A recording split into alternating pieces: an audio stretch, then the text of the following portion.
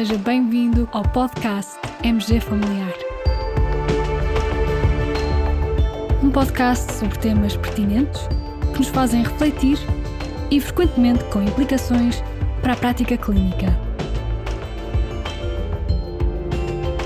E damos as boas-vindas ao nosso anfitrião, professor Carlos Martins.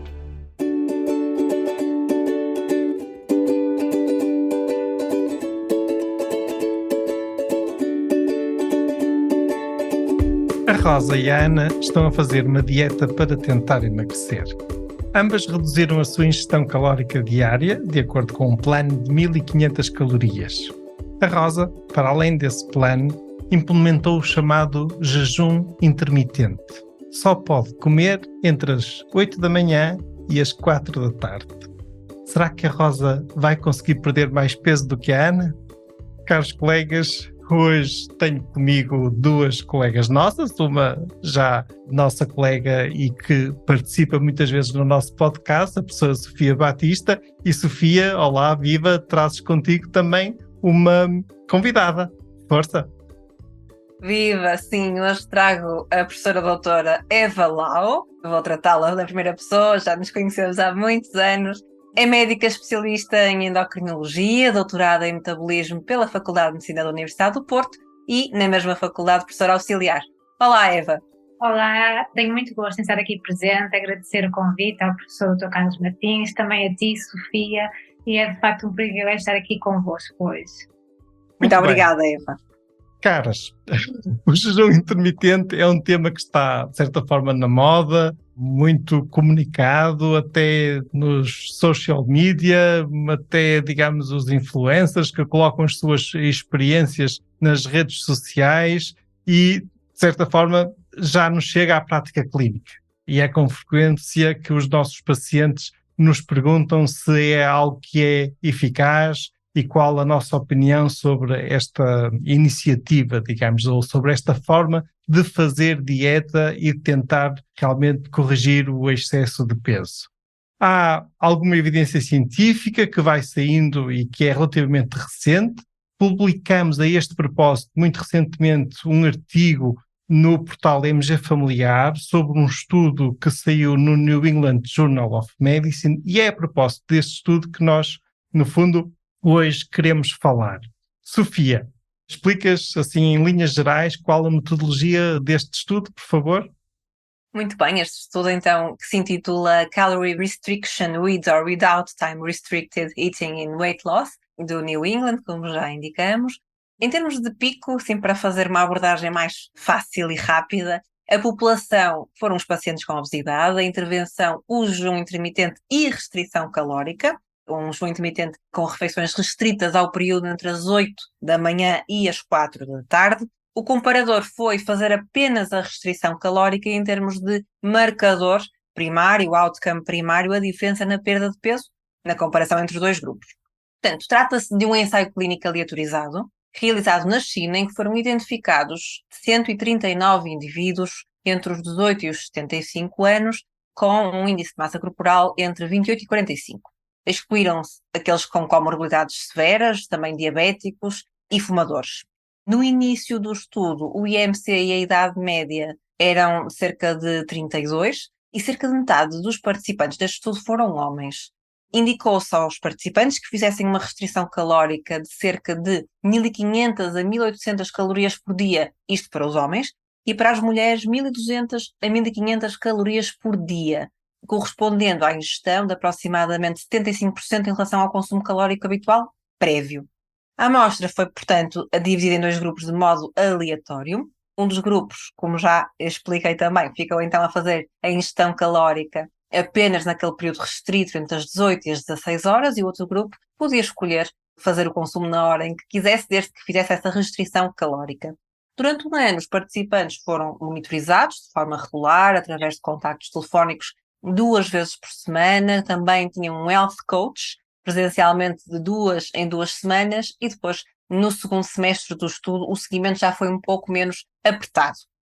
Eva, antes de avançarmos para os resultados, conta lá um pouco aqui como tem sido a tua experiência, como tem surgido este tema do jejum intermitente na tua prática clínica. enquanto endocrinologia, enquanto colega que trabalha de forma particular estes temas e até relacionado com as consultas de obesidade, etc. Conta. Muito obrigada. Então, de facto, o jejum intermitente é uma estratégia alimentar que tem ganho espaço mediático nos últimos anos, muito à conta, como referiu, do exemplo de alguns influencers, e em termos práticos consiste em intercalar períodos de jejum com períodos do dia em que é permitido comer. Importa referir, e se calhar um bocadinho para contextualizar, que existem vários subtipos deste modelo alimentar, que pode ir desde um jejum completo em dias alternados, com uma alimentação habitual, um jejum em dias alternados modificado, ou seja, uma versão mais flexível, que permite um jejum parcial com a ingestão de até cerca de 600 quilocalorias por dia, em 3 a 5 dias por semana, uma estratégia 5-2, em que em 2 dias da semana é adotado um modelo de jejum absoluto ou parcial, ou então o caso deste estudo apresentado, em que o jejum é limitado a uma janela horária, em que no fundo se limita o período de ingestão alimentar a um máximo de 10 horas, implicando, portanto, um jejum superior a 12 horas. E aquilo que é importante referir é que, de facto, qualquer um destes modelos ou estratégias limita as oportunidades de comer. Isto leva, de facto, na generalidade, a uma redução na ingestão energética. E aquilo que é consensual, um bocadinho até antecipando-me aos resultados, mas depois teremos a oportunidade de discutir, é que a restrição energética associa à perda de massa gorda, independentemente da dieta ou do modelo implementado. E, de facto, neste sentido, e estando nós numa época em que a obesidade e o excesso de peso tem uma prevalência elevadíssima, nós em Portugal sabemos que em cada 10 pessoas, 6 têm obesidade ou excesso de peso, e que, de facto, cada vez mais as pessoas estão conscientes de que a obesidade não se limita a um problema estético, é uma doença, associa-se a múltiplas comorbilidades, está associada à redução da esperança média de vida. Então, de facto, é cada vez mais frequente procurarem não só com o objetivo de perda de peso, mas também para avaliar o estado ou chamada saúde metabólica e também para saber a minha opinião face ao jejum intermitente com o propósito de perda de peso. E, de facto, quando existem casos públicos de sucesso de perda de peso, obviamente as pessoas que procuram estes resultados tendem a agarrar-se e procuram replicar ou ganhar motivação para finalmente conseguirem delinear um plano, conseguir atingir objetivos. E nós não nos podemos esquecer que cada um de nós é único, no entanto, tem características únicas e é dada esta complexidade que não existem soluções universais, ou seja, nenhum processo de perda de peso deve ser dissociado do contexto motivacional e comportamental. Tocaste aqui em vários aspectos interessantes, desde logo, por exemplo, o reconhecimento que existem vários planos diferentes de jejum intermitente. Já lá vamos, eu vou voltar a focar esse assunto, mas Sofia, agora então, quais foram os principais resultados deste estudo aqui que estamos hoje a focar?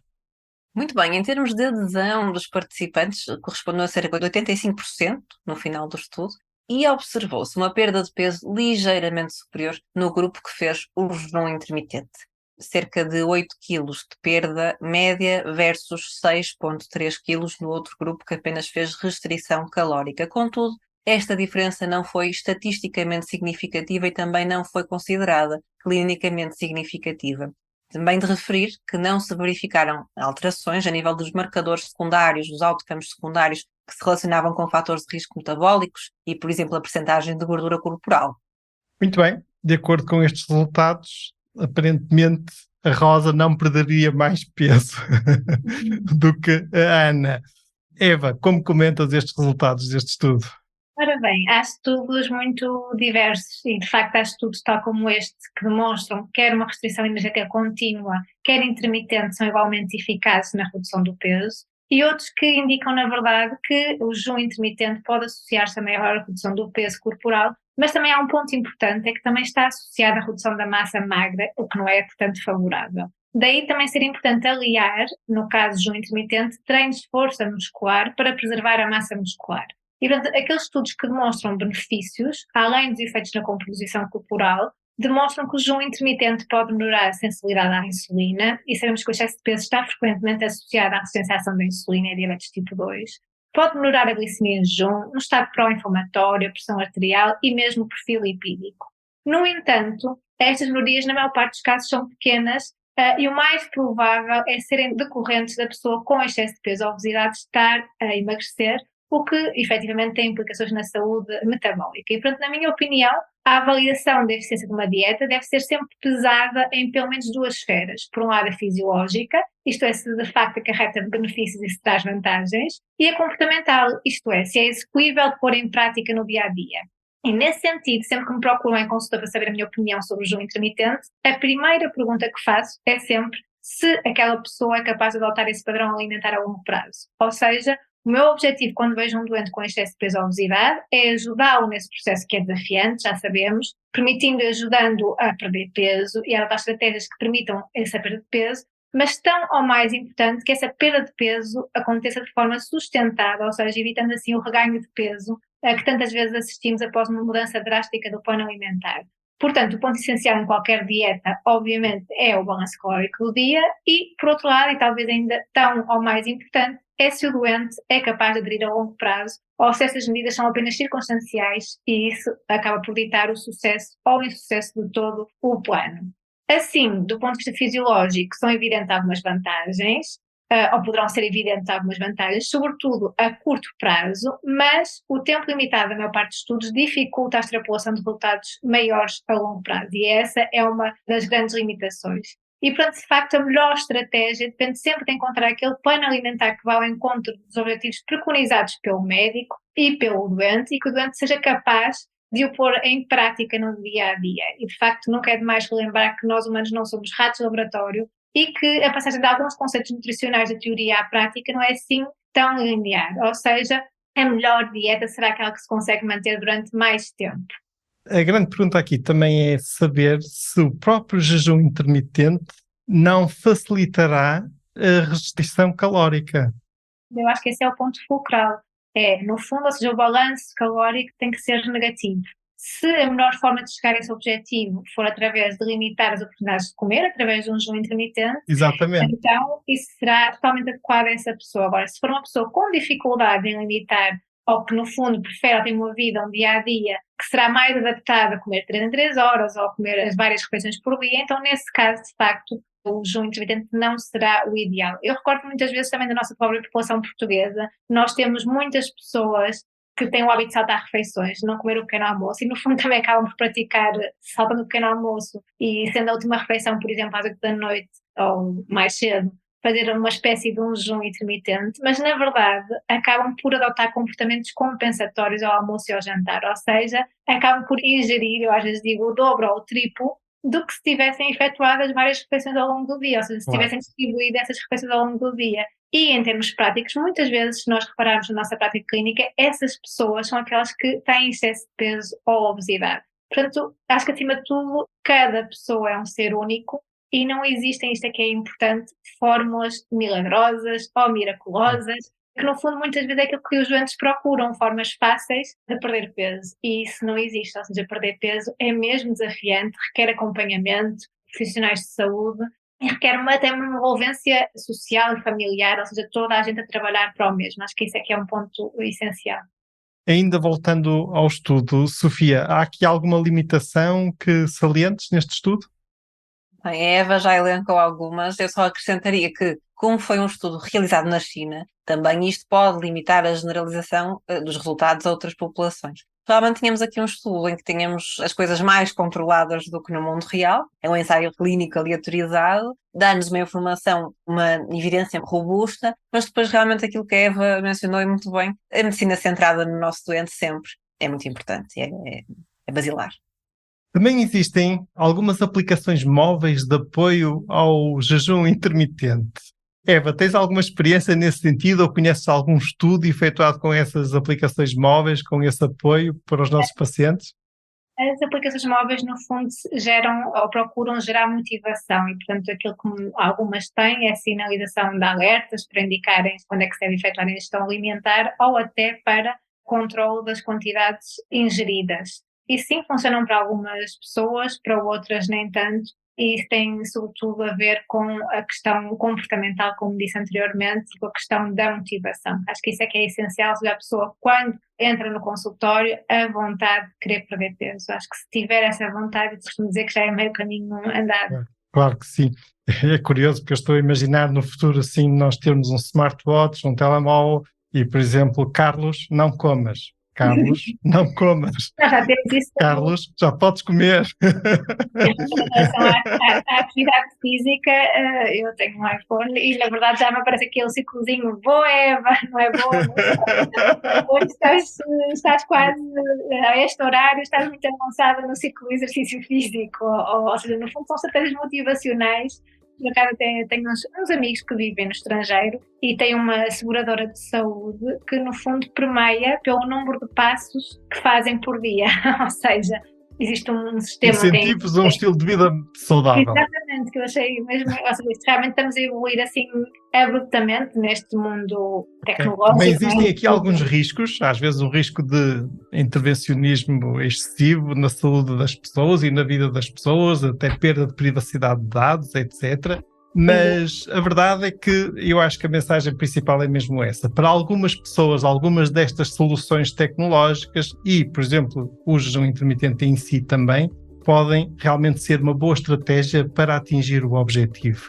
E aqui implica a personalização. E aqui nós, colegas clínicos, quer endocrinologistas, quer médicos de família, conhecemos os nossos pacientes e podemos adequar as soluções e as propostas. Eva, Sofia, foi um prazer ter-vos connosco. Muito obrigado pela vossa participação neste podcast MG Familiar. Até uma próxima oportunidade. E, colegas, como sempre, vamos partilhar os links de acesso ao estudo. Fiquem bem, continuem bem. Até ao próximo episódio. Muito obrigada.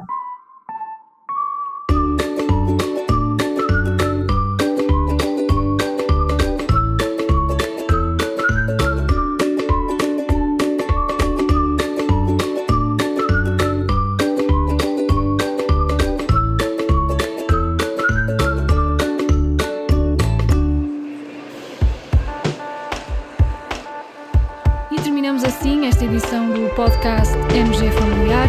Muito obrigada por nos ouvir. Se desejar completar a sua leitura, muitos dos conteúdos abordados neste podcast estão disponíveis em www.mgfamiliar.net. Até ao próximo episódio.